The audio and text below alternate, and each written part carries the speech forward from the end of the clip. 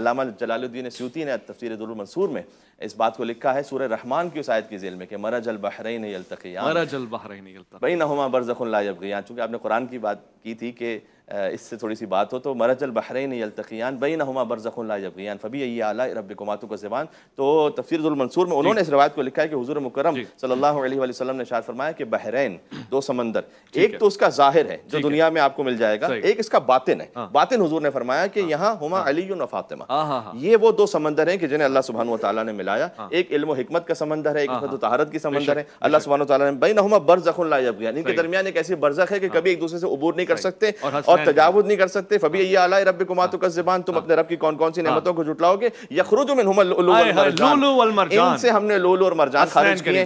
Lulu سے مراد سبز موتی ہے، مرجان سے مراد سرخ موتی ہے. سب سے مراد امام حسن علیہ السلام ہے، مرجان سے مراد امام حسین علیہ السلام ہے. فبأی آلاء ربکما تکذبان، تم اپنے رب کی کون کون سی نعمتوں کو. سورہ رحمان کی جو آیات لولو مرجان سے کون مراد ہے اور ان سے کون مراد ہے، بحرین سے کون مراد ہے، یہ تفسیر کس حدیث میں ہے؟ یہ تفسیر رسول اللہ صلی اللہ علیہ وسلم نے کب بیان کی ہے؟ اب اپنی خود ساختہ ایک تفسیر بیان کر کے پھر ہم پر یہ ٹھپا لگا لینا کہ یہ اس کو نہیں مانتے.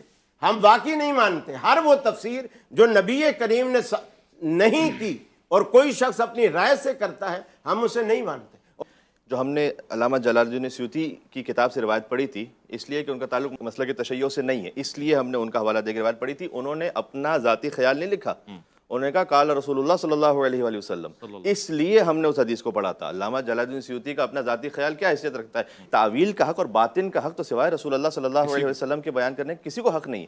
انہوں نے اس حدیث میں لکھا تھا کہ بحرین سے مراد، یعنی حضور نے یہ فرمایا، ہم نے نہیں، حضور نے یہ فرمایا کہ بحرین سے مراد علی و فاطمہ سلام اللہ علیہما ہے. مرج البحرین یلتقیان بینہما برزخ لا یبغیان فبأی آلاء ربکما تکذبان یخرج منہما اللؤلؤ والمرجان. لؤلؤ سے مراد امام حسن علیہ السلام ہے، مرجان سے مراد امام حسین علیہ السلام ہے. برزخ سے مراد حضور مکرم صلی اللہ علیہ وسلم نے فرمایا میں خود ہوں ان کے درمیان، کہ دونوں کبھی ایک دوسرے سے تجاوز نہیں کر سکتے. یہ کلام رسول صلی اللہ علیہ وسلم ہے جو انہوں نے بیان کیا ہے.